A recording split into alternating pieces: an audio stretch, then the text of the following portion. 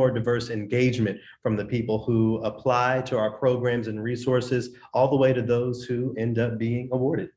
Thank you. We've also really changed the way that we put together our panels.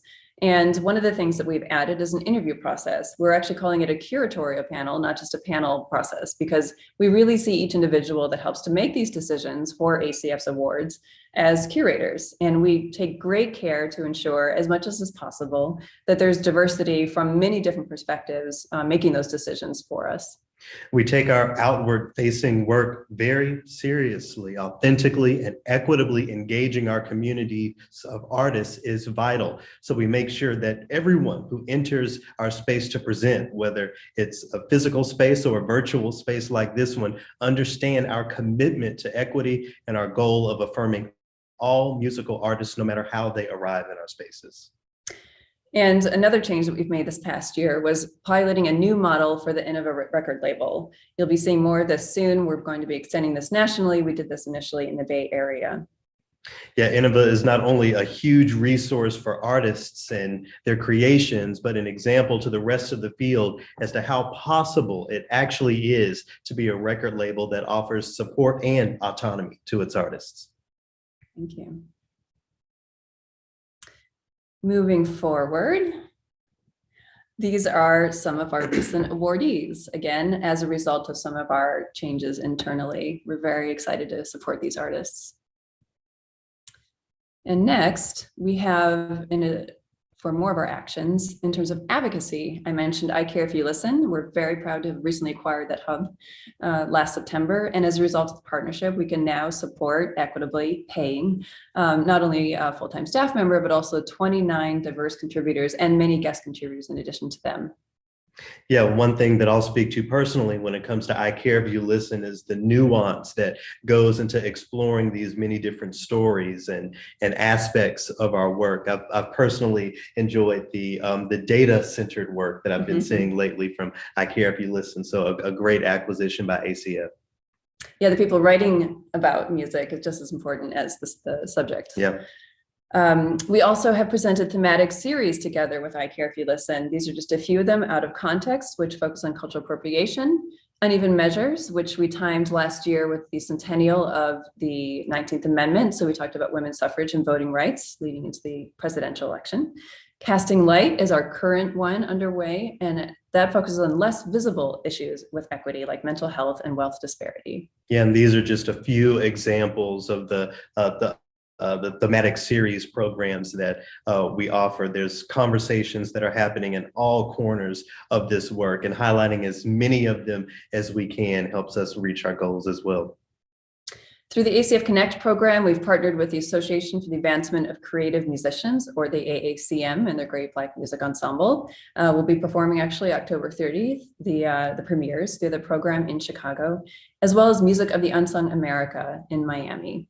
Yeah, in a world that's continually physically distanced as much as is safe, it's really important for us to create and maintain relationships with other organizations, and being able to continue in that work specifically of collaboration helps us maintain a sense of community in an otherwise separated world. Absolutely. So we just have a little photo shot here of our many contributors for I Care If You Listen.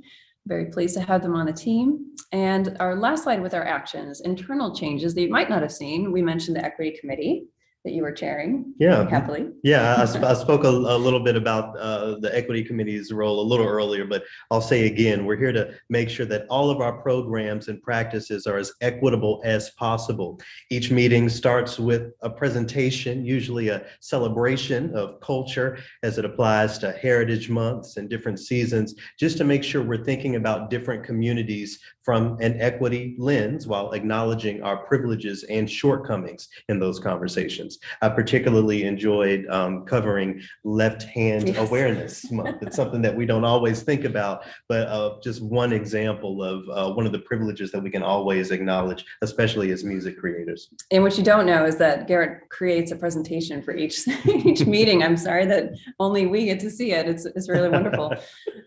We also, I mentioned this briefly, have entered into a year-long partnership with Innocent Technologies. That's Alex Pace's organization. Again, Julian Conde will be sharing more about those philosophies and the work that we're doing together in the next panel.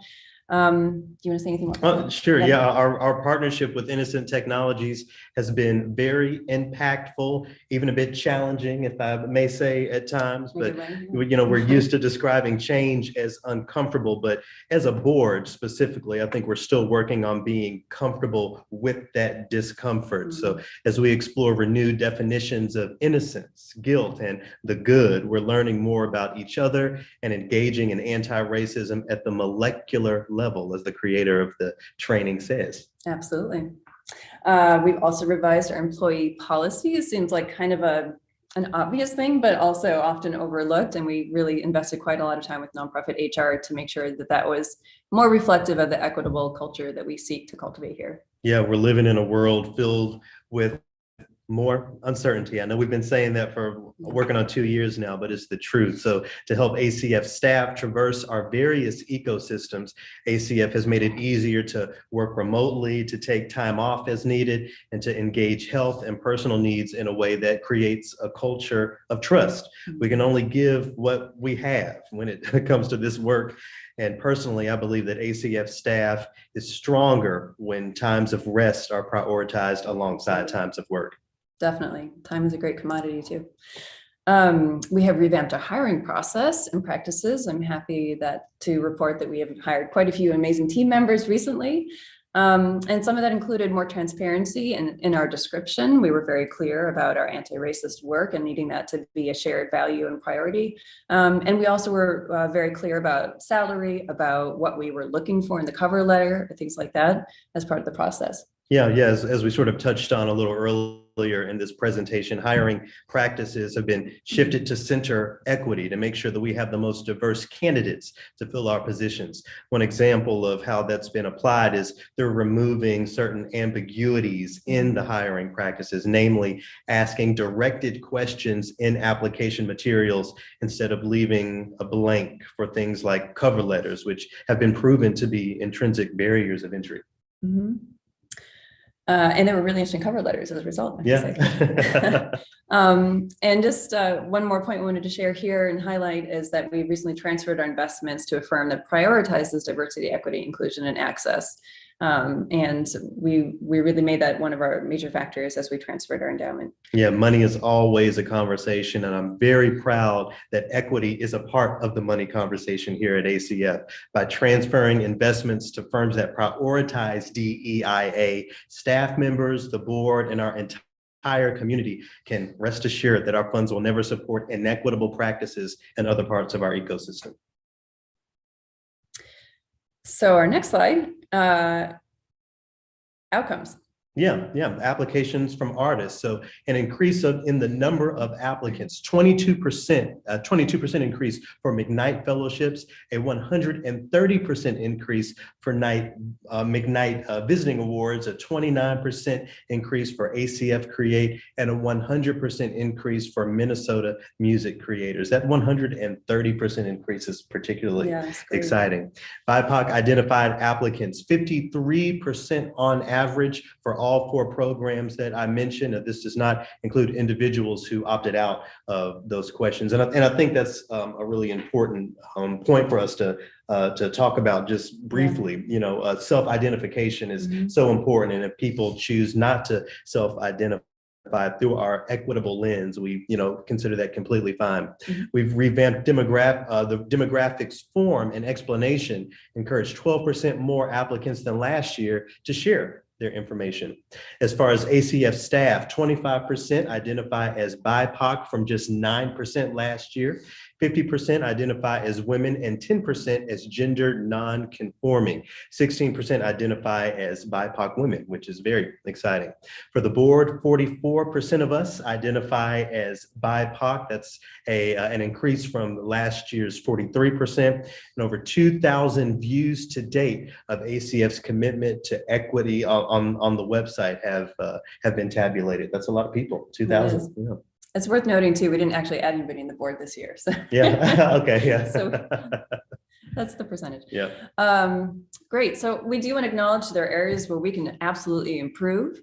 Land acknowledgements. We shared this land acknowledgement earlier today. It is not something we have done consistently. We also want to do more beyond the land acknowledgement, just as we talked about earlier, as an organization, and of course, each of us personally.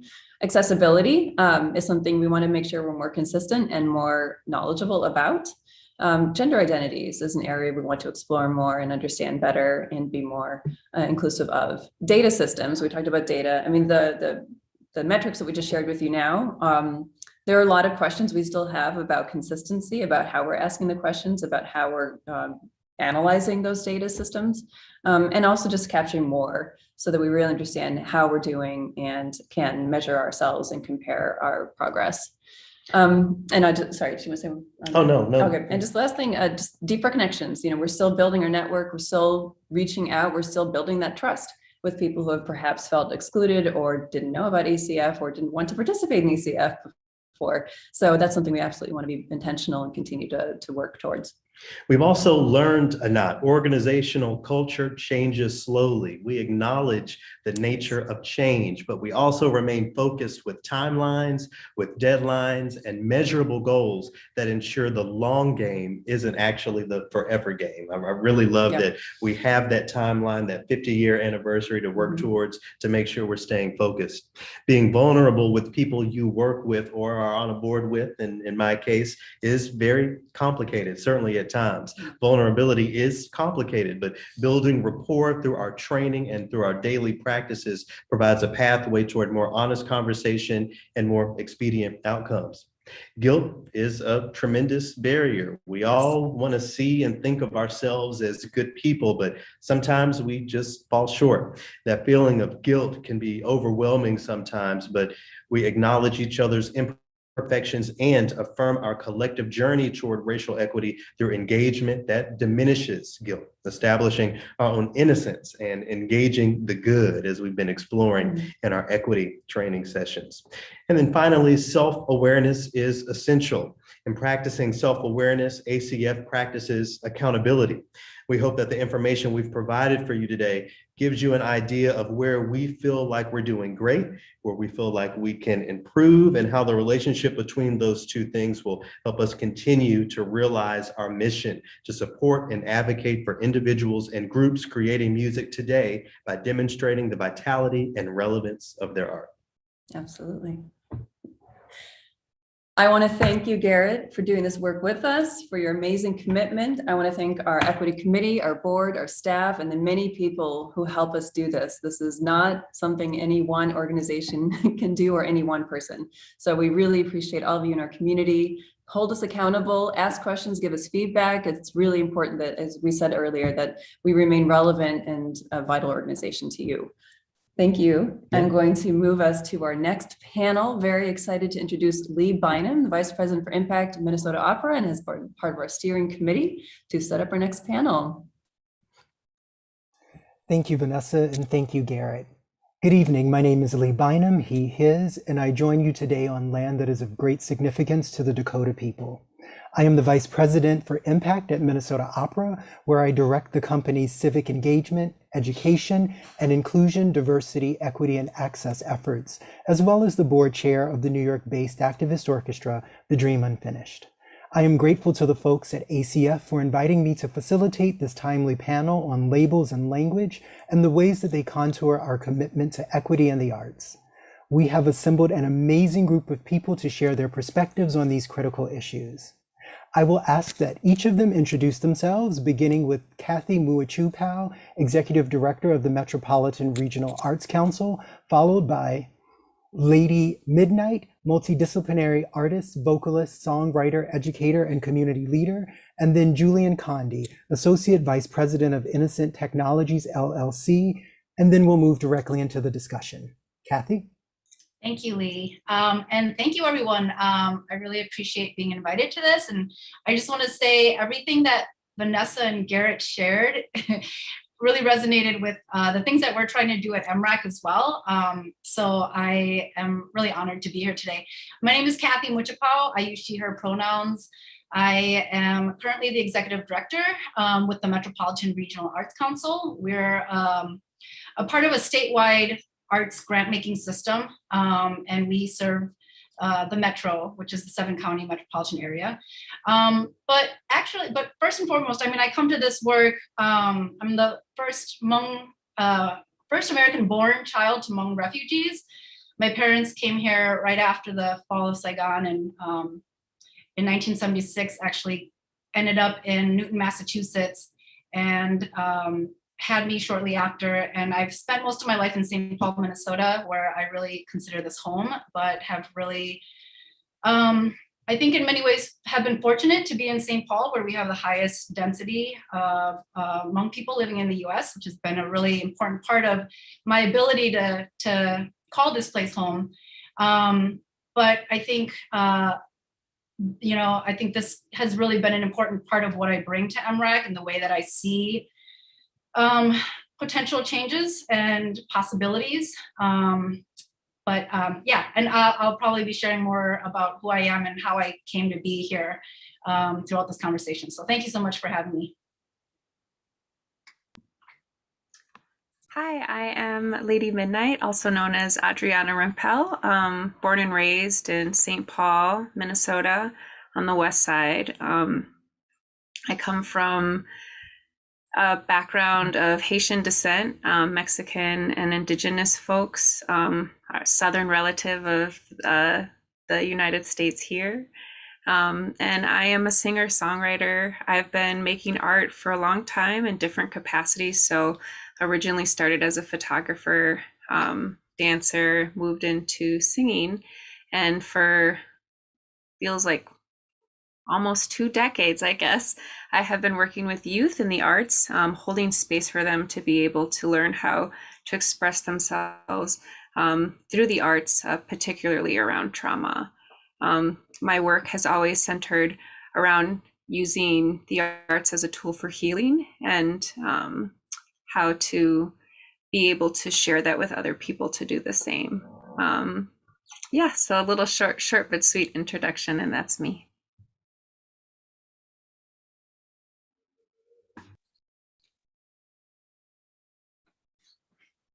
Hi, thanks everyone. Really excited to be here. I'm Julian Conde, Associate Vice President with Innocent Technologies. Exciting that you all got to even hear a little bit already about the work I've been doing with ACF. But my role with Innocent Technologies and my time with the organization, I've been working with Alex Pate for about 6 years now. And the primary work that we've done at Innocent Technologies has been around teacher-student relationships. Our primary program is called Innocent Classroom, and that's where some of those language of guilt and things like that are coming from. So hopefully I'll explain a little bit about that as we go. But really, in the time that I've worked with Alex, I lead the development and the implementation of all of our programming. And we realize that relationships are at the center of most spaces, most organizations, most schools. And the ways that we can be more equitable as a system is if we think about the individual relationships that are experienced in those systems. So we spend a lot of time really breaking down how to be anti-racist, how to be equitable, literally in your day-to-day interactions with those around you and those who should be around you. So hopefully we can spend a lot more time talking about that. But yeah, beyond that, I'm a South Minneapolis resident here right now. Excited to be with you all today. Thank you all for being here again. So let's just jump right in. Language is constantly evolving. There are some who have authentic relationships with diverse groups of people who don't have current language for equity, but they do have heart. While others may demonstrate knowledge of social justice terms and actions, but not be in community with those most impacted by their work. I would love to hear the panelists' perspectives on what is driving this change and how they understand it. And anyone who wants to start may.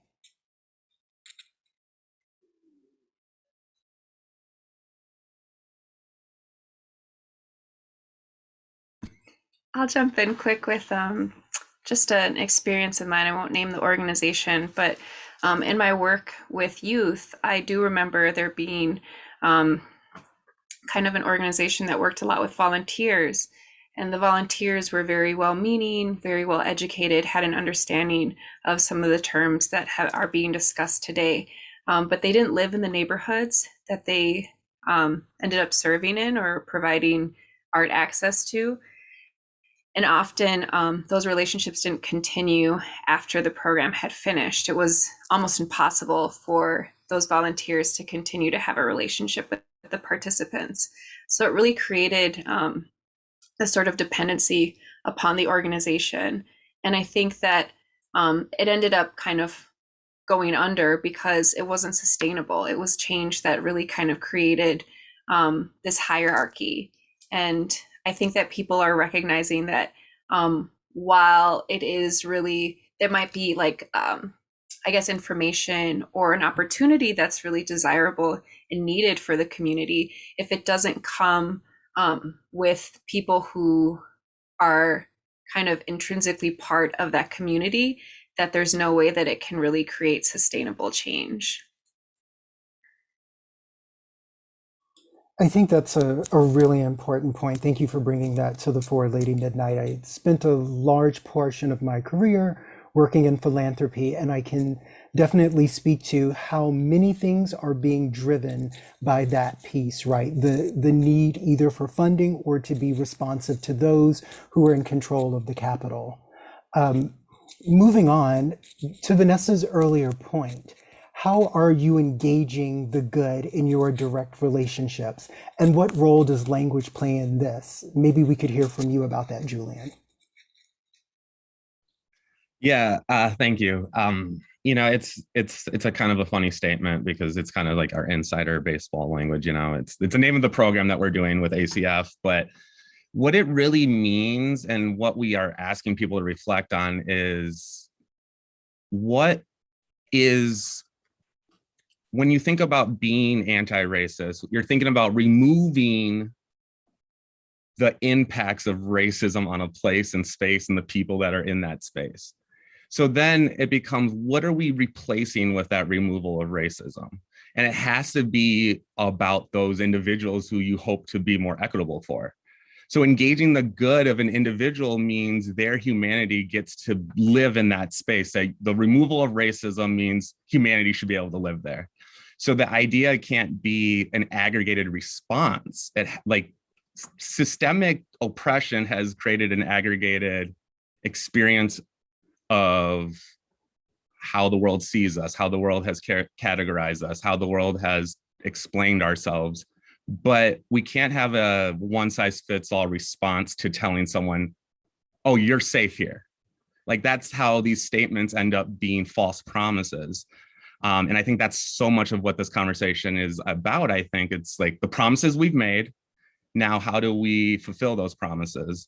And so often equity commitments and things like that, they live in that space of false promises. And quite frankly, historically marginalized folks have had that experience over and over and over. So we have to be a little bit more intentional about how we're fulfilling that promise.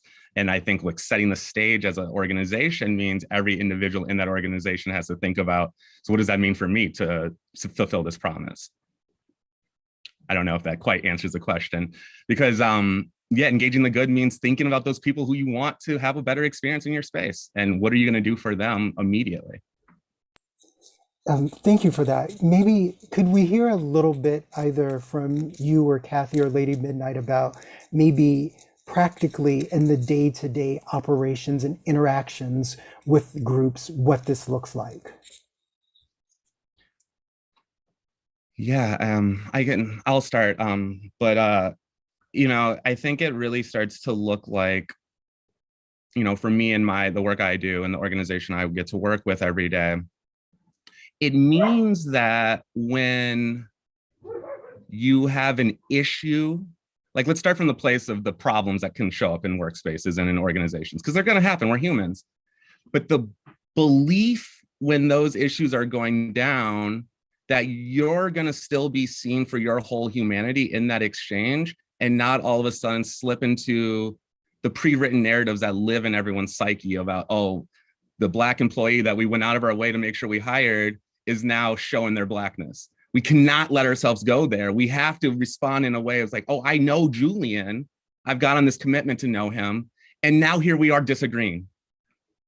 what do I know about Julian? So it's this commitment to that relationship when the going gets tough, and when you're coming up with policies, when you're coming up with procedures. So it really is like, how does this thing, anything that we're doing in our work, land on those individuals who, again, that we've made a promise to?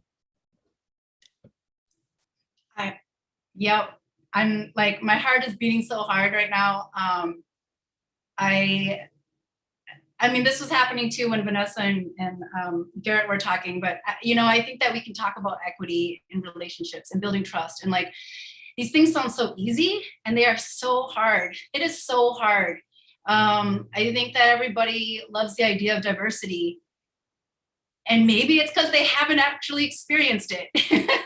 Like, it is hard work. It is hard work to have people come together. And I really appreciate, Julian, you talking about the humanity of the importance of humanity, right? I think at MRAC, we talk a lot about humanizing the grant making process because it can be so dehumanizing. And part of the challenge, and it is so hard. I mean, it's just like,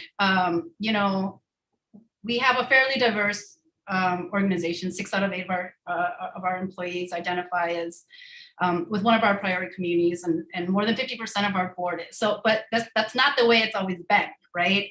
And it's gotten harder and harder because we all come with our different experiences.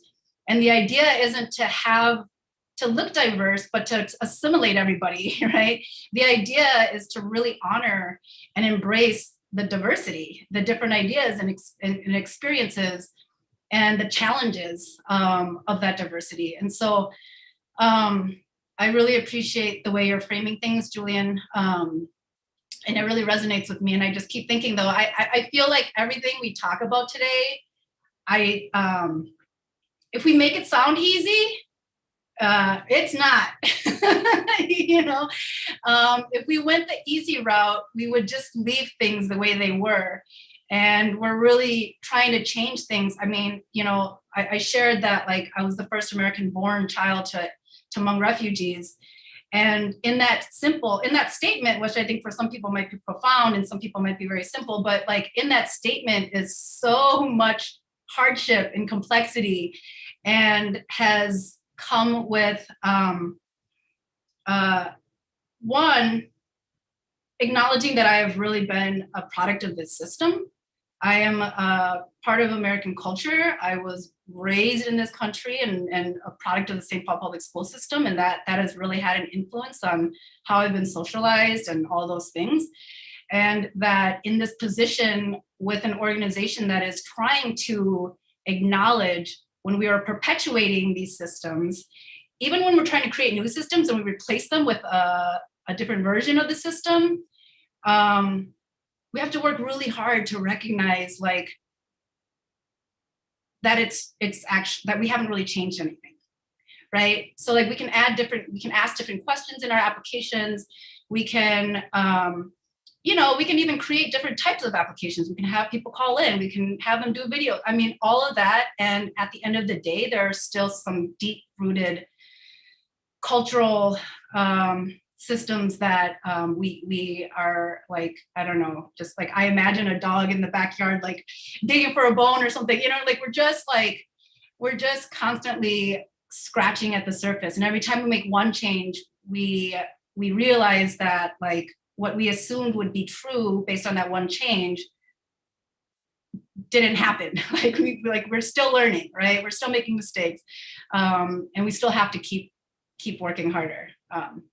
So yeah, I just like, I keep feeling like, oh, I love hearing what everybody is doing and I just know how hard it is. And Kathy, you said a lot of things that really resonated with me, and I'm hoping that I can pull a little bit on a couple of these threads. How are you labeling individuals who have been historically excluded? And then how are they being engaged in crafting your programs and policies, if at all, right now? Ooh. Yeah, this is such an interesting question. I think because to a certain degree, labels feel kind of problematic and icky because they really lack nuance. And I think, Julian, I think you said it earlier, like they aggregate, they clump everybody up together. And it can feel really dehumanizing, actually. And at the same time, I think the tension I'm sitting in is like, at the same time, it helps to make some sense, or it helps to show where some focus needs to be put, some energy needs to be put, and it helps to show where there is some progress or where we're really failing. So I just want to start with saying that, you know, acknowledging that labels can be really icky. But I mean, we at MRAC specifically, I'm going to speak mostly on behalf of MRAC, you know, and a little bit of history first. So I've been executive director since 2018. Prior to that, I was a board member, and we've gone through all the stages. We created a racial equity task force that became a committee with board and staff. It was a just board and then board and staff, and now it's pretty much integrated into like our daily practice and everything we talk about. So that all happened. When I was on the board, we had one part-time staff that was a person of color. We now have 6 of 8. Our board, I was recruited in the effort to diversify the board. And so these are all like labels coming out of all of these experiences. So we use some of the traditional, some of the popular labels: BIPOC, Black, Indigenous, people of color, but more specifically, Black, African, African American, Asian, Latinx, Native American, Indigenous. We also, we have a set of priority communities. That's another label that we use. So our priority communities include BIPOC, disability communities, and then queer, trans, and two-spirited, or LGBTQIA2+. And so those are kind of our priority communities that are demographic identity based. And then we also consider geographic communities, basically communities that are outside of St. Paul and Minneapolis, in greater metro. We consider them also priority communities because historically MRAC's funding has not really reached like greater metro communities. So those are some of the labels. I mean, there are so many labels, right? We're a grant maker. I think that the important thing about labels is why those labels exist. So it is recognizing a power dynamic and the marginalization of certain communities. And then specifically at MRAC, also disparities in funding. So those are some of the reasons why we've come up with these labels. I think your second question about how are we engaging them in, I mean, so I'll say we just started doing this work really like intentionally in 2015.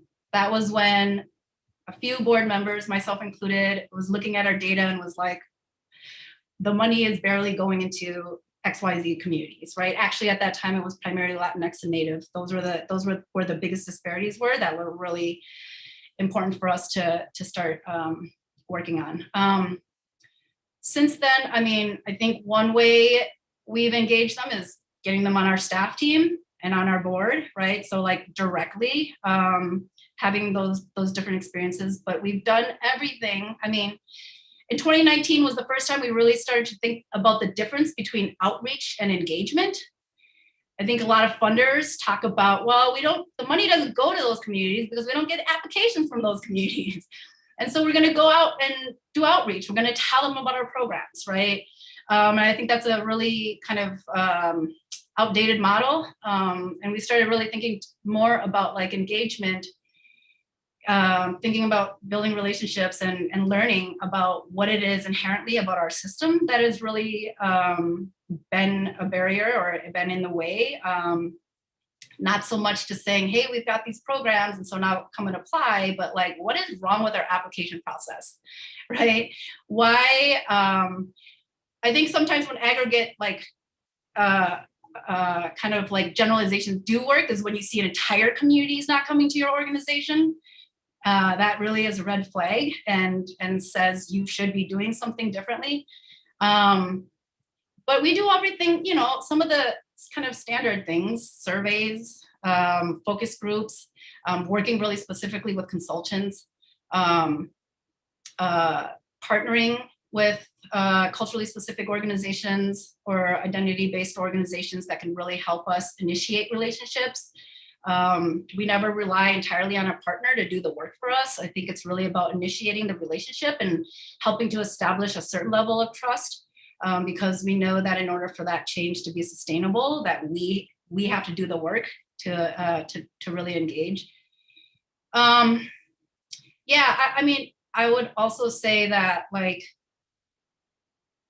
you know, I think that we have those big moments where we're doing like focus groups and stuff, but every single day when we're talking to people, you know what I mean? Like, the change doesn't have to happen in big, huge chunks, all that, like, you know, every 2 years, every 4 years after, you know, an annual report or whatever. It's like every single day when we're talking to folks, we are like paying attention, and we're open to being like, well, that was a big mistake. That was not a great idea, you know? So I think that it also requires a certain level of humility and a certain level of like, I get what it's like to be in that situation. You know what I mean? I think that diversifying our board and staff has really put us in a position where we're all like, we can talk about like how harmful, how problematic, and how difficult these systems were. You know, I was like interpreting for my parents when I was 4. You know what I mean? You can't have a little 4-year-old just because I can speak English, you know, because I'm not only am I translating, I'm having to like interpret like adult systems for my parents. And so like, if I fail at that, I mean, that's not a responsibility for a child, right? So anyways, yeah, I mean, yeah, I could just go on and on. That's what I'll say about those 2 questions. Thank you for that, Kathy. That was really, really powerful, especially the piece about the relationship between awareness and humility, and also the extent to which your staff and your board represent the communities that you seek to serve. I think that's the thing for a lot of organizations to take with them. On the individual side, Lady Midnight, I'd love to know, as an independent artist, what are the particular pressure points for labels for you that may include labels that you select for yourself and your art, or those that are placed upon you externally, either by funders or producers, other artists, or even audiences? What is that experience, and how does that shape your creative process? Yeah, I feel like a lot of artists can relate when, especially if I'm like in a Lyft or an Uber and somebody's making small tech talk. So like, what do you do for a living? And I say, oh, I'm an artist. And, you know, well, what does that mean? What type of art do you do? And then now I have to go through a list that, you know, something that they might find interesting. Oh, well, I primarily, you know, I'm a singer. Well, what type of genre or what type of, you know, music do you make? How would I be able to describe it? And this is a really difficult question, because I think that people aren't necessarily trying to put you in a box. They're just trying to understand, and they need to have certain points that they can like hold on to know how to be able to see you and imagine your, you know, your art form or your humanity or your artistic expression. So it's difficult for me to say it. The way that I describe it is like, oh, well, I make my soul's music. That's the genre that I make. But other people have described it in these ways. And it reminds me of so much of how like genres were created to be able to know like which audience to market to. And so, you know, way back in the day, we're thinking of like Motown, right? Like what was considered R&B, you know, what was considered like folk or classical. And that a lot of those times, those phrases or those labels became code words for something else, meaning like white or not white. And I've still to this day, even though I wouldn't classify my music this way, I still to this day get quoted as a hip hop artist. And I have to ask myself, you know, like, who is the person who's creating this? Because it feels like it's another code word for something else. So I understand the importance of it, but I also push back a bit because I think that I think it can have a lot of other like symbolism for it. When it comes to funders and recognizing that, like, you know, I am trying to describe myself to somebody who may never have heard me, and, you know, going with the assumption that like they don't even know what music is, or they don't even know what, you know, this particular art is. How am I going to describe what I do? And recently, I had an opportunity to apply actually as a composer for a composing grant. And I hadn't considered myself that because I am a singer. I do write my own melodies, but I don't read music. I don't write music. I don't play any other instruments.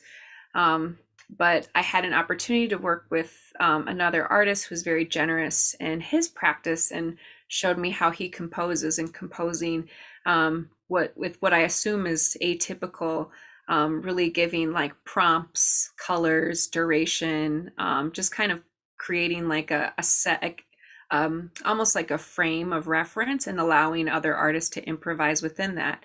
And then I thought of, oh, well, that I also do that. I didn't realize that I did that as well. And I created some pieces intentionally, kind of, learning from that technique, to the point where I thought, well, I guess I can put that label on me as well. And when I guess owned that label, it allowed me to feel more confident of, okay, yes, I do belong in applying for these particular grants. But part of it was too, like, the organizations opening up their definition of what they thought was a composer or what they thought was an artist. And so as I kind of am able to, like, I guess, grow and add more complexities to my identity, the organizations are doing the same. And I think that when they match up, it's like, it's sort of, it's perfect, because it creates this, just access to both people to kind of grow and to understand themselves differently. I don't know of a lot of organizations that are ready to really do that. I mean, they're much slower moving. So, excuse me. So sometimes, you just have to wait, or you don't wait, and you keep growing, and then you find opportunities that, like, kind of match the way that you're seeing yourself presently. But yes, hopefully that answered your question. Absolutely. It was a really powerful statement, right, that connected to what Garrett was saying before the panel about gatekeeping, right? And I think there's this way, this sort of insidious way, that labels and language can be used to bring people in or exclude them at the discretion of the person who is sort of crafting the language, right? So how then do we utilize labels and language in ways that don't flatten our understanding, especially of intersectional identities? Do you have perspectives on how we can do this in better ways? Because it's going to be increasingly critical for organizations that are seeking to target communities that have been previously excluded, that they do so with language. But how do we approach that without sort of exacerbating these historical challenges? And anyone who has a perspective on that would be fantastic. Literally anyone in the world, because I think it's a challenge for so many of us. Yeah, I mean, it's probably like the deepest question when it comes to like racial liberation, because I don't know, this is like, not to get too philosophical, but like, we ultimately, on the other side of racism, like whatever that means, there's this space where we're going to all really dismantle racial identity. Like it has to be so, but we're so far away from that it's such a tricky conversation that we're attempting to have, because quite frankly, my Blackness is so profound and so important to me, and it doesn't tell you much about anyone else's Blackness besides probably the experience of racism. There's this idea that the connector of us is our oppression. So the ways that we have to rely on that, rely on the labels, rely on our identification of not white, and then the breakdown of that historically over time, and then also the intersection of all those identities and what it means in all the different ways historically, and then different spaces we move. We're constantly being defined by the other, the outside of us, and we need to label ourselves. We need to understand who we are. We understand who our community, who our family is, who our home is, our music, the things we love so often, especially Black art, is so rooted in the oppression. And that's okay. And we need to understand that when we're talking about a dream of freedom from that, it means we have to start looking at the unique nature of our identities and how they're showing up in our unique experiences of our oppression. And I don't know, that's not the answer. That isn't an answer. It just reframes the complex nature of the question, I think, because labels, identities, benchmarks, tent poles of who we are and what we do, all of that it has to create people outside of it. It's telling us who's not welcome and who is. And sometimes that's perfectly fine. But we can't pretend that we're not doing it in the context of this big oppressive historical nature where labels have already told me who I'm supposed to be before I ever got to your space. And now your space claims to be welcoming to people like me. And I don't even know what that means. And I don't think you know what that means. But here we are. So the ways that our own identities have been created by oppression, and then we're being called in from those identities, can't be ignored. And I don't think it's wrong. I think once we're there, though, what are you going to do? I think that's the thing that it comes back to. How are you going to care and demonstrate real care for those people that you're calling in? Whether whatever labels are being used to call them in, whether it's Black today or African American in the past, there's these ways that the growing, changing language, that matters. Don't use dated language. And if there's trust that work is happening, trust, real trust, belief, you can get it wrong. And I can say, hey, bro, I actually identify as Black, not whatever else you might be thinking, whatever. The labels, the space to even express the correction is where equity happens. It's not that all of a sudden we have the best labels and everyone has the downloaded language. We're not computers. And the ones who have been historically marginalized are going to always have an upper hand on that language because it's been used to label us over and over and over and over. That's fine. How are you going to make me feel like, despite your ability to try to figure out the language, I could be loved here, And it's that's a big word, but really, how are you going to demonstrate that to me? And I think that makes those labels, for me, very personally, it changes a statement. It changes how you say it, how you call me in, because then I'm going to understand what you meant by it, because I see you seeing me. And then your statement around you belong, it's a feeling then. It's not a statement anymore. Absolutely. I think that's it's such a powerful way of sort of directing people to what is really at stake here, right? And, as I mentioned a few minutes ago, so much of this feels like it's turning on the idea of capital, right? And the pursuit of it. And I'm curious, Kathy, if you could say a few things about how you and your colleagues may be wrestling with labels and how they're used in this space, because funding spaces have never been the most democratic ones in our country, but I can tell that you and your colleagues are working really hard to shift that dynamic. So I'd love to hear a little bit about maybe what those conversations have been. Yeah. So I'm trying to figure out where to even start. So 95% of our money comes from taxes, right? So we kind of start there, that this is actually all of our money. And that we are then responsible to everybody. And so part of our work then is to ensure that there's some level of access to those resources, right? I think we start there. I was once asked, or a comment was made about MRAC's equity work, and it was that, MRAC was doing great equity work, but at what point are we too far at what point is the pendulum swung too far? And I think that for me in that moment, because that question was asked to me while I was while my plan to the state, my application to the state was being reviewed, was a moment that I realized that other funders were thinking about equity as a separate part of the work, that on one end is grant making and on the other end is equity, right? When in reality, if we're going to do a good job at grant making, we'll try to figure out how to do that equitably, right? If we're going to be good stewards of these resources, we're going to ensure that people can access it. So we talk a lot about that. We talk a lot also about like our responsibility is not to make the region, like to force people to talk about how equitable they are, or like that those types of strategies are not going to get us there. Because at one point we thought, well, if we just put an equity question in our application, then, you know, people that get it are going to do better.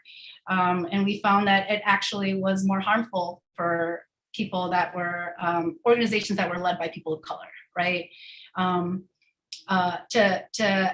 ask them to talk about something that is their daily experience as though it was not, which is kind of what you do when you over intellectualize and when you just, you know, I think to your question earlier, like there are people that have the language and then there are people that like live it, you know, and that putting a question in an application does not really allow for the people that are living it to just tell their story, because you're asking them to extract an experience from their lives and to focus on that, right?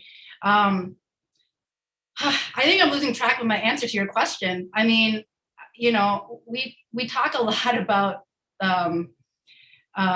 whose money we're responsible. I mean, why we're responsible for this money and how best to be responsible with it.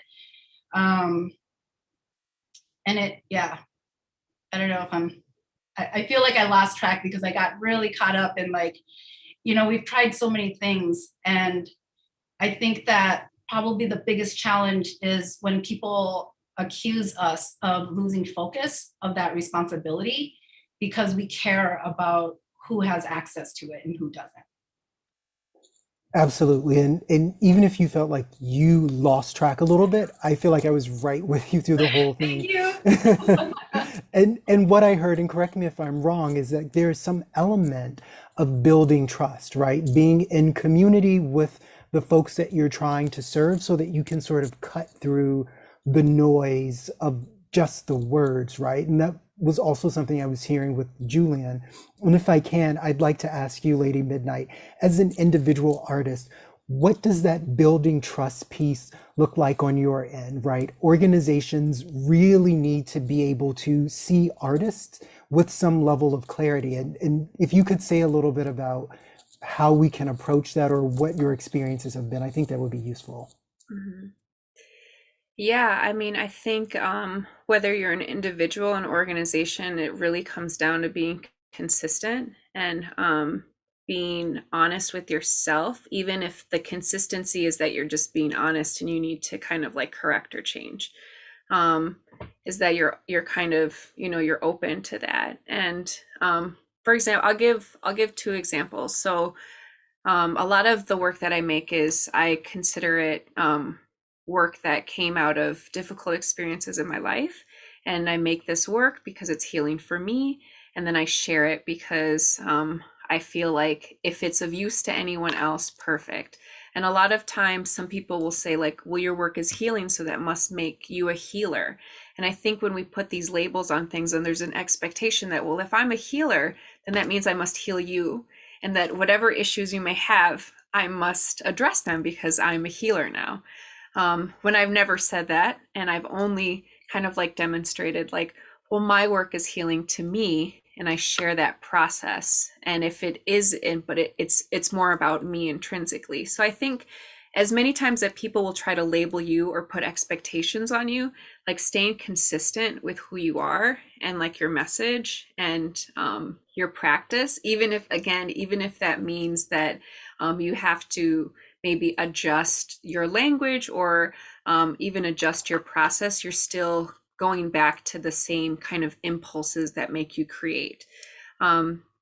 So that I think helps me build trust with organizations, is staying consistent with the fact that around all the projects that I make, there's still kind of like this singular thread that goes back to me looking at my life, particularly intense moments, and being able to synthesize that through some type of expression.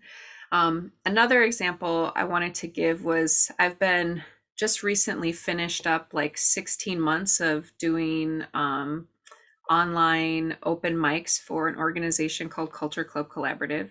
And they work with youth who are experiencing homelessness or transitions through the arts. And it was an amazing experience, but it was also something that was really difficult because I can't say for sure if somebody drops in, if they're going to be safe, right? I can't control the internet. I don't know who is going to log on and say whatever. I don't even know what the artist is going to present because it was a drop-in format. All I can say is kind of give a groundwork and say, like, here are some of the guidelines or the etiquette that we have established within like personal groups. We're going to take whatever that model was agreed and we're going to apply it to this online format. And this is what we'll allow and this is what we won't allow. And so I think we didn't get hung up on if people were cussing. We just got hung up on if it was considered like hate speech. So I think not being absolute about like, what you're not, I guess, bringing in your personal idea of morality and like really being able to open that up for people's humanity to show up in different ways.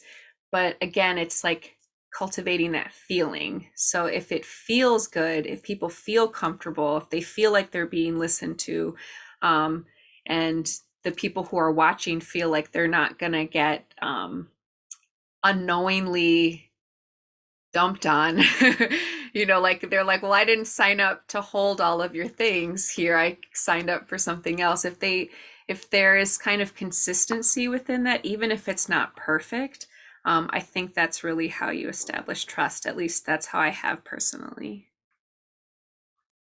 Thank you. I like, again, this sort of focus on the human, the individual, that there are people herein that we are actually trying to be supportive of their work and their ambitions and their lives. And I think part of why this is such a complicated conversation is that this move towards language and labels and mission statements and artistic statements of purpose and elsewhere, it feels like we're reifying aspects of privilege and white supremacy, whether we mean to or not, and taking out just aspects of the human experience. So I'm curious if there are additional proxies that we can use for the values that we wish to support. Because Lady Midnight, a lot of what you're talking about really is just a matter of getting beyond the language itself. And I'm curious if people have thoughts about other ways that we may attempt to do that.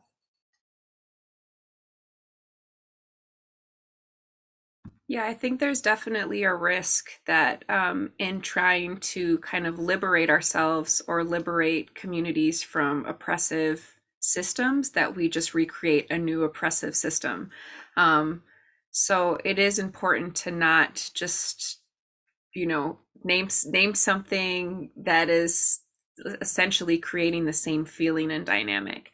And I think that takes a lot of time.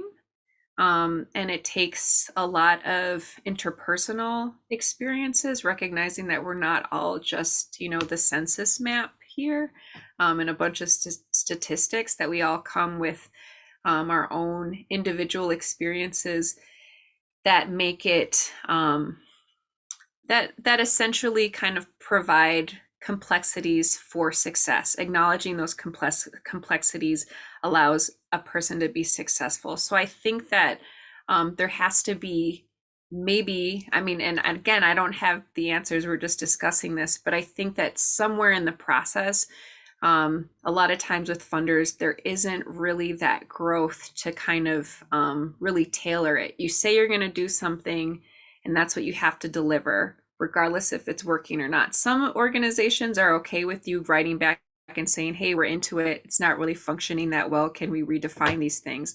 Sure, but then you better stick with what you redefined. And so I think that just looking at it as a creative, that's not how we really function as people. We get into things, maybe somebody had a bad day or there was some type of loss, and that's going to affect the outcome of the process.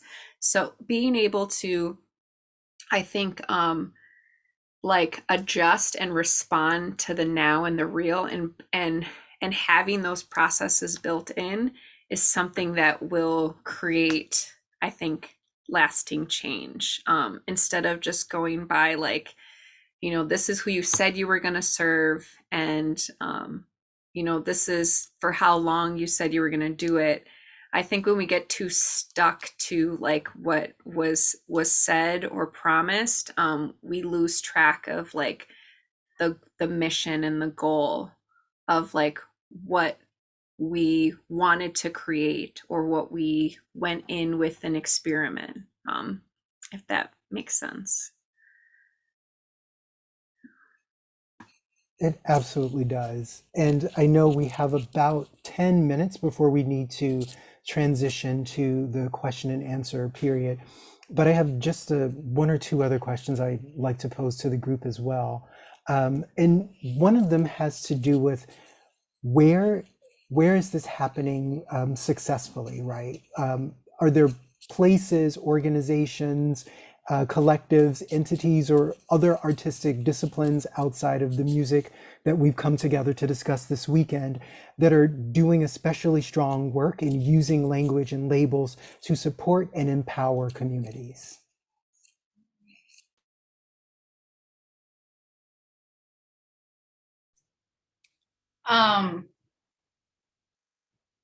I think there's a lot of good work out there.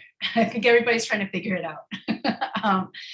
I can just share, I mean, there's a local group, right? So there's the Minnesota Artists Coalition, and off of that has spun off a group that includes funders and artists and arts administrators that are really trying to figure out, we call ourselves the Radical EQ. It's radical equity and philanthropy. And I think that part of the challenge is, I mean, we're looking at other models. I think part of the challenge is exactly what you were talking about, Lady Midnight, about like, how do we not just like replace the system with another system that's just as problematic, right? How do we build in enough, adaptability, or, so that it's something that is like always adapting, because it's going to be confronted. Like what works for me is not going to work for you, right?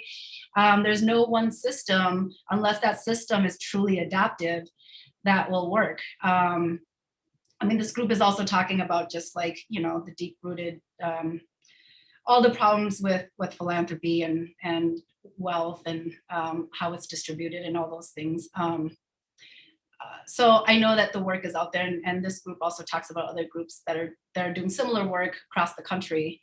But this, one that's very local is this Radical EQ group, and I'm super excited about what's going to come out of this. I mean, we've been meeting for, I think, like 2 years now, since the pandemic started. So like 2020, kind of just out of like crisis. And I think part of it was like, we all needed support. We all needed support. And we were all really struggling, and we all found comfort in being in a space where we could truly be vulnerable, and also be angry and like kind of rage with each other, and then also be kind of pragmatic and be like, okay, but what are we trying to do? And even when we're trying to do things, we end up, in pretty philosophical conversations. But I think that it's been really exciting work.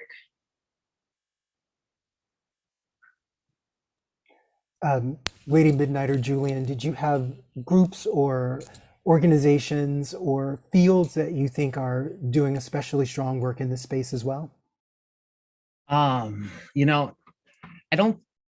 There's things that I see from afar that looks like, oh, to me, this looks good. I like what they're saying. But like that, the whole point is like how it works for me is so unique for me. And that it's almost like it comes back to this space of when it comes really specific to the language aspect. Cause like, I don't know what the action behind the language looks like for many organizations because I'm not embedded in them.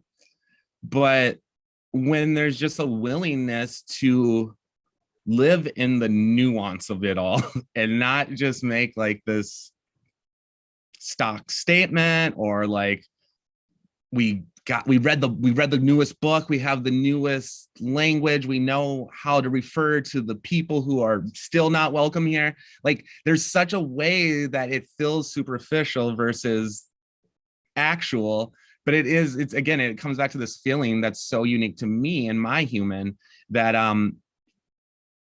I don't think it's not a satisfying answer, because I know there's so many wonderful people doing wonderful, wonderful work out there. And I know that to be true. Like, right away, I wanted to like shout out the Seed Project, because I think that what they're doing is cool, but I don't know. Like, I think I need to be like careful, because behind the scenes and what's happening within these organizations and the work that's being promised is a whole nother aspect of this whole big conversation. So, I mean, I think it's this willingness to do the work, and oftentimes that's not going to be on social media. That's not going to be, it's like the day-to-day aspect of these organizations needs to be felt by the community that they promise to serve. And I'm not, quite frankly, I'm not always embedded in those communities that are being promised that. So Yeah, I have to agree with your statement, Julian. I was last year part of the artist collective for the Cedar Cultural Center. And I did get to see some of the behind the scenes work with creating the statements around being anti-racist and having a commitment to community. And so much back and forth happened between the executive director's staff and the board, and then also was like brought it to the collective. And it was difficult because I think that they didn't want to say something that was so abstract that couldn't be measured, that kind of felt like it was just like, we'll just say some flowery speech that sounds great, that other people are using. And they really wanted to look at how specifically are they opening themselves up, and to give really specific deliverables so that people had realistic expectations, not only of their capacity, but what they could ask for, or like what was being offered. So it's hard, because I'm sure that so many organizations are in the process of this right now, but I think that unless you're experiencing it on the other end, and again, that's like very subjective to your own experience, like it's difficult to say like if it's going to work for other people. But just knowing, that at least within that organization, and I hope amongst other organizations, that back and forth and like critical analysis is happening, makes me hopeful that that change will happen, that can be felt by the outside community. Yeah, thank you for that. And I really appreciate both of you sort of tugging on this idea of the subjectivity, right? Because organizations are going to be collections of people who each have their own positionality towards a given issue, right? And there are ways that the living in the nuance is so different for even people who have the same demographic categories, that I think that can even cause well-intentioned, well-informed folks to have a challenge moving beyond the superficial. So thank you both for that. And I thank all three of you for this really riveting discussion before we now transition into the question and answer. Thank you. yeah, thank you. Yeah, this has been really, really fun. I haven't talked with Lady Midnight or Julian before, so it's been really great to kind of share this space with you. And thank you, Lee, for asking the hard questions. Absolutely. And then I have to go. Yes, Kathy, thank you so much for joining us. I'm Yeah. just coming to help with the Q&A again. So there's going to be a recording. We're still being recorded now, actually, and live for people, just so you know. Yeah, there will be recordings. Anybody that's watching this that wants to see this again, this will all be archived. We're going to be sharing this on icareifyoulisten.tv and through our social media channels, and as well as all of tomorrow's conversations. So thank you so much. Thank you. Bye. So yeah, if you have any Q&As or Qs, we'll give the A's. Please type it in here. There is a question already. I wonder if the panel has any thoughts on lateral leadership orgs and if we should explore this more. Lateral leadership.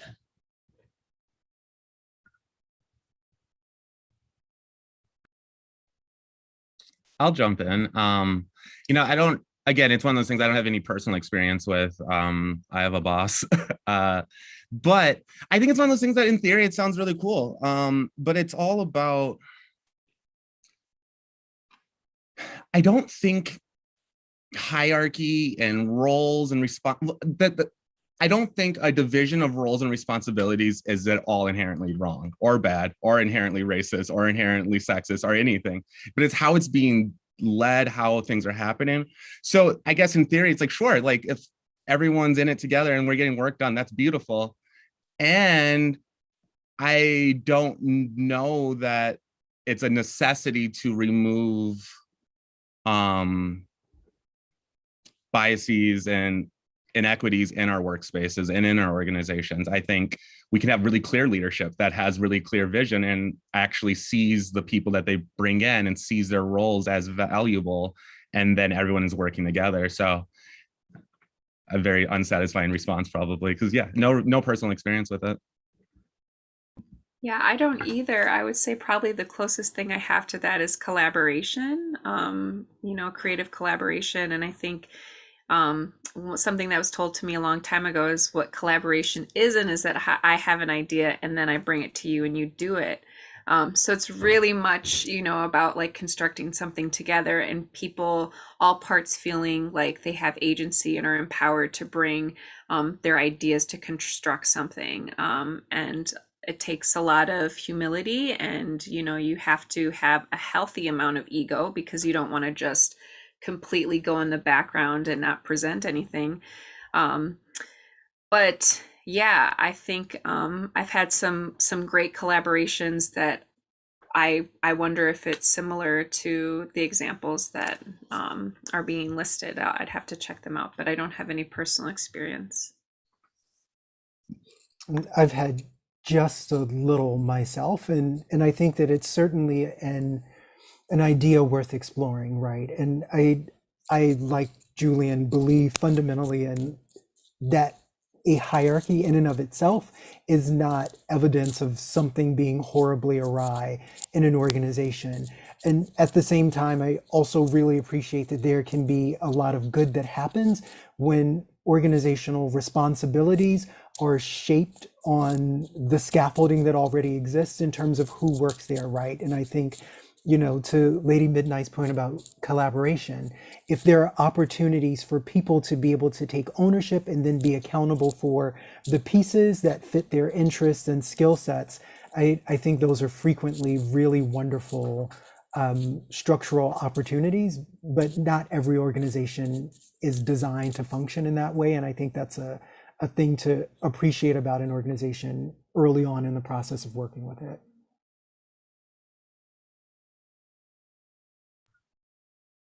Yeah, great answers. I've worked in a lot of different settings also, and collaboration is definitely defined differently by different people. It's good to be sure that you're talking about the same thing. You talk about collaboration can be very complex. And also making sure that everybody has the same desired outcome. We can have different roles and different approaches, but what are we all working towards? It's often something I've seen become confusing. Any other questions? I don't see any others listed here. There are a few comments in the chats.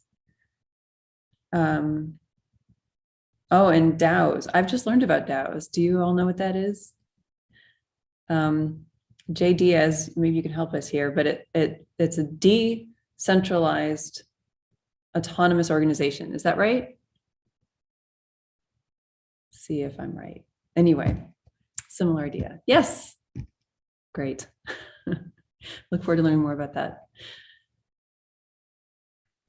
Yeah, earlier in the I'll keep talking. I'm sure more questions, hopefully. But earlier in the conversation, I was kind of starting thinking about some of this, like in how mutual aids became really buzzy too in the past year, and also how it's like, well, what do we mean? Like, there's so quickly, the language of liberation and the tools of liberation are being used in very systemic and white supremacist ways so quickly that but how the commitment to being as direct as possible with the giving of our resources and having the agency to those receiving the resources to do what they will with it is certainly going to be more just and more equitable. And there's still like those folks who don't believe us don't believe us about applying to a grant, don't believe us that we have resources for them, whatever our organizations are. So it's like, how do we reach those folks and understand that people have already heard that we have nothing for them, even though our whole work is about spreading that well?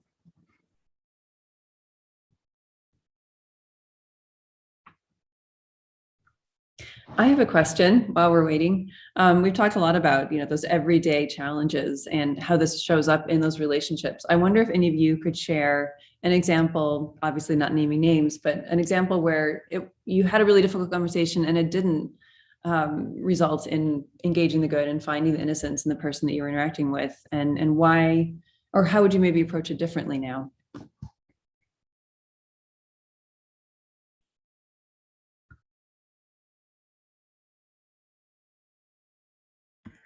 I'll start. It's kind of similar to that idea of like an expectation of like when you start to describe your work as something, and then people have expectations of like what you're supposed to provide for them based off their own experiences. So back to that idea of like holding space and this idea of like creating safe space, and which is really not possible because you can't control the world.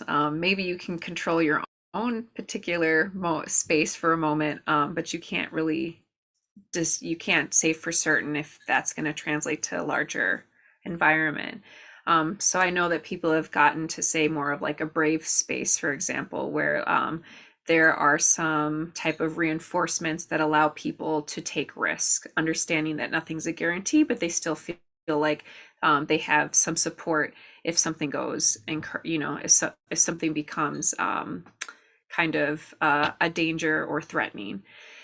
And I did, have sometimes these conversations opening up with other artists who I think had concerns about an initiative that now I'm no longer part of, but for good reasons around like, how can you create safe space? And, are you the person who is meant to create this space? And just kind of being asking me critical questions. And I think that in the end, I recognized like where this was coming from that person's particular experience.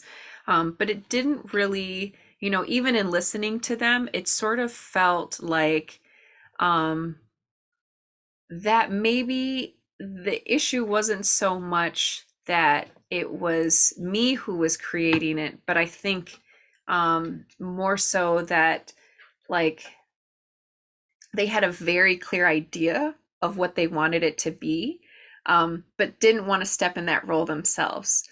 And so it just sort of felt like, I'm glad that we had that conversation, because I would have never have known. And there was good things that came out of that for me to kind of like look at things more critically, look at myself, and be able to answer to a public, like, what are my reasons for wanting to even hold space, or what are my reasons for doing it.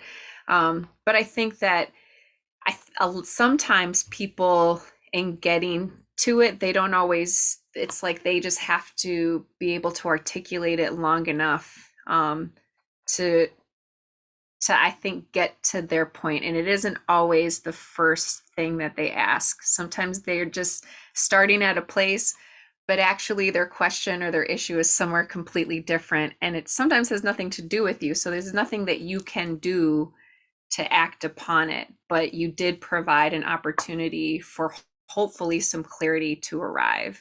And then each party has to go their separate ways with with that information and do what they will with it. So I was able to do what I did with it, and hopefully the other person was as well, but it didn't necessarily have a neat conclusion. It was just sort of at the end like, well, I hear you and I hear you too, and that's the best we can hope for. That I feel that deeply. And, about 20 years ago, I embarked in a career that was really trying to meld the racial justice work with the creation of theater. And it was a very different political climate and a very different time and space. And, there were a lot of arduous conversations, right? And I think a thing that I know now in my 40s that I did not know in my 20s is that there are a lot of folks who cannot and will not be fellow travelers. And the recognition that there are moments where you have to acknowledge, just as Lady Midnight says, I am here and you are there, and that is what this is. And really being able to continue your own artistic process and not being thrown off by those moments, I think was a skill that I did not always have in the past. That's something I've really tried to work on a lot and reframe my own thinking around what is necessary in terms of support to be able to create freely and to feel good about what's being created and to sort of take certain leaps, even if you don't know that there's going to be a net or an audience there on the other side of it.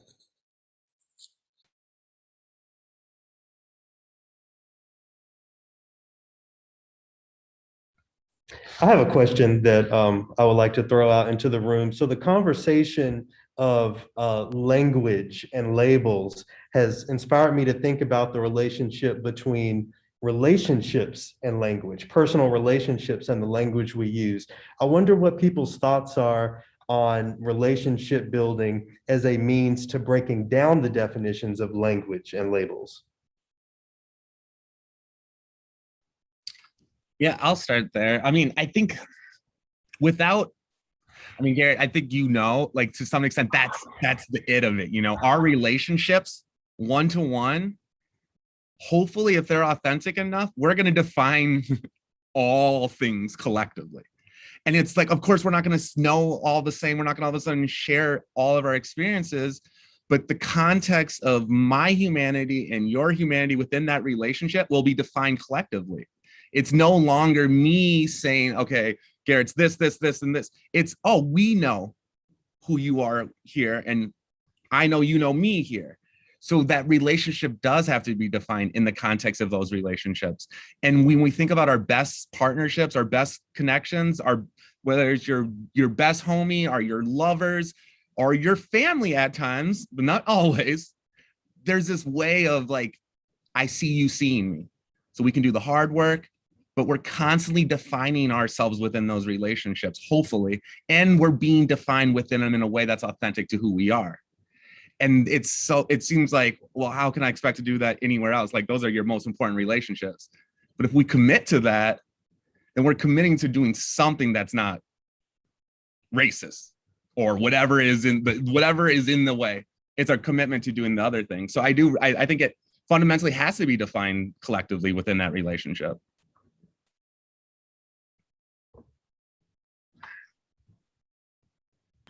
Yeah, I think about the idea of like code switching and like depending on which groups you're in, how you're able to use language to identify with each other. And yeah, definitely the way that I'm even presenting myself at this panel is different than the way I would present myself with my closest friends, and talk about the exact same issues, because I think that there's sort of like this understanding that like as I speak, we share a common definition between like our experience in the world, and I don't have to explain this further to you because I know you, and I know that you've experienced the same things. So I think that like when you're looking at relationships and labels, you're not going to be best friends with everybody, and you shouldn't be. But I think that part of it does kind of come from like being able to understand who that person is and their background, so that you are maybe having a better understanding of like, having a little more grace and understanding what somebody's like triggers might be with a particular, like experience or language. And if that isn't communicated, then things can get shut down pretty quickly, and people will make all sorts of assumptions about you. So I I don't know. I just feel like there's so much work to be done that we so much focus on like the outcome and like the workload, and not so much like building a team where people feel like they can be human beings. Because like maybe that happens, like once a year with trust falls, because I've literally been in those like icebreakers, like serious trust falls. But then it doesn't happen again. And so like I just, it's hard because it feels like a really overwhelming system to dismantle, where like we're allowed to actually be human beings and live, and that we don't have to kind of like sacrifice that when we enter our job. But I don't know. I don't even think I answered your question. But yeah, just my experience there. Thank you to all of you. Really, really interesting things to think about. And this actually relates to the question that's been given by Amanda Cook. My question is about crafting inclusive outward-facing language. On one hand, broad categories and umbrella terms, like even BIPOC, can cast a wide net, but also be reductive. But on the other hand, making itemized lists of everybody you're trying to reach can inadvertently leave people out. What do you all think is the best way to balance this? And I'll just say from ACF, we used non-white initially in some of our language, which was not good, and people of color. And we also tried different acronyms along the way, and it just kind of settled with BIPOC. But yeah, really curious about your thoughts. Thank you. That's an amazing question. It's complicated, right? I think that there is an element of it that's going to be context specific. There's an element that's going to be related to a bit of trial and error, finding the right language and the right rhythm that matches the work that you're trying to do. And personally, for me, and where we're moving organizationally at Minnesota Opera, we really endeavor to list the specific groups of people or individuals that we are targeting in a given moment. I don't think that there is a substitute for speaking to people directly when you're able. And there are frequently instances where, either for purposes of shorthand or literally, working in the confines of social media, that you do have to use a term like BIPOC or what have you, but you can't avoid leaving people out. You can't avoid flattening identities. And I think it's just a piece that you also have to acknowledge in the moment, that you're not casting the kind of net that you hope, and that this type of language is an unsatisfactory proxy for whatever it is that you're trying to do. And I think, unfortunately, I don't know that we have the right terms where everybody is going to feel good about the process. I personally don't love the term BIPOC, but I understand why people use it, right? So I think that that's a little bit of where we are. And I know that's not a super satisfying answer, but I think it probably reflects the complexity of the moment. Yeah, I mostly echo that. Similarly, don't love BIPOC, and I also understand why it's used. I think the best way, or my best advice is be as specific as possible, as often as possible. It's like sometimes we're talking about Black, Indigenous, and people of color. Sometimes we're talking about Black folks. Sometimes we're like, I think like the ability to speak really clearly about who's actually not here. What are we actually talking about? Because when we do a big umbrella, we're not only we're capturing as many as possible, but are you still speaking to those who are the furthest away? Like, so the specificity matters, I think. So I think it's context, when you're talking, who's talking, and why you're talking. It's like, there's a space of just like using it just to use it, or just say, like, it becomes just, it can be flattening and it could feel dehumanizing.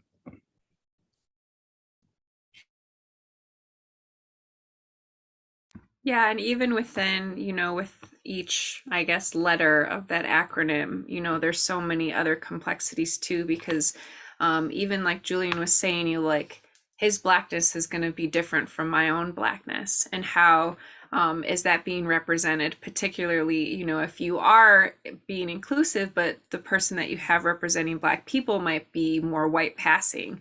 What message does that send? So I think being specific around, who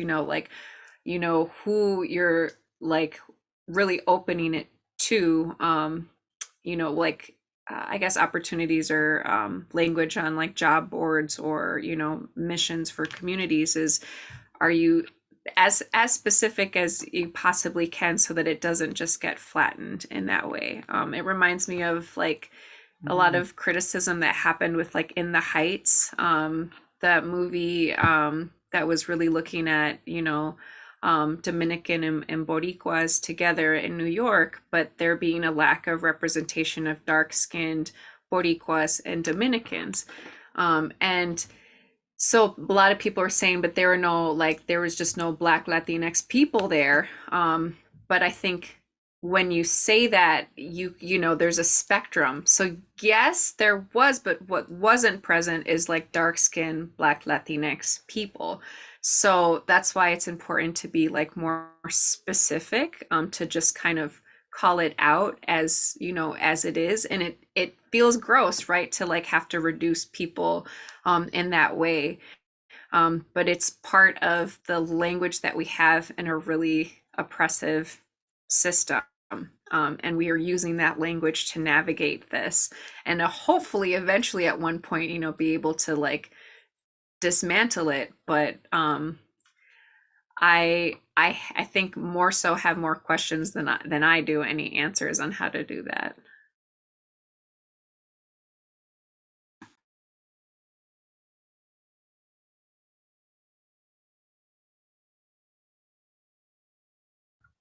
Thank you, everybody.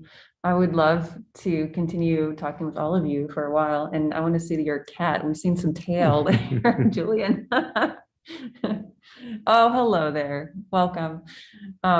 It's the joy of our lives now over Zoom. Thank you.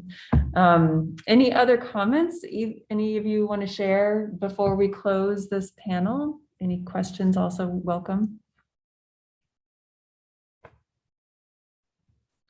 I mean, I just want to say thank you for the really, really great conversation. Really exciting to be in community with each of you, and the continued work and continued commitment from ACF period. It's just really exciting to be in this partnership with you all.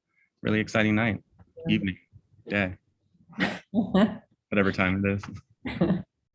Well, and we're grateful to all of you for your time and contributions and being part of our community, and all of you who are watching and are watching this later. We're so fortunate to have you all as part of our ecosystem, and look forward to more of these conversations and of course more music. So thank you. I'm going to just remind everybody what's happening tomorrow. And again, for any of you in St. Paul, Minneapolis area, you can join me for this, Garrett. We have a concert tonight in Mears Park in downtown St. Paul, starting at 7 p.m., going until 10, where we're featuring 4 artists. Again, of course, thank you to our donors and funders, especially the City of St. Paul STAR program and the Minnesota State Arts Board, which we could not do this without their helpful support. For tomorrow, the next slide, I believe, we have, again, starting at 8:45 a.m., the Yala Drum Ensemble performance. 9:30, we have our next panel on follow through, moving through the backlash, facilitated by Marianne Combs. At 11 a.m., we have the Land Acknowledgement Music presentation by Jada Brown. And lastly, our panel 3, What We Learned from Indigenous Cultures, which will be facilitated by Brent Michael Davids. Really excited to welcome you back tomorrow. And if anybody can drop the link in our chat, we also have, again, composersforum.org, the full schedule, as well as links to all the amazing panelists you just heard from today. And we will also be sending follow-up emails to all of you with those links as well. Thank you again for joining us. Hope to see you tomorrow, and continue to do the work. We're here with you. Thank you so much for having me. Really appreciate being part of this, and echo Julian's sentiments too to the work you guys are doing and commitment. So thank you. Thank you so much.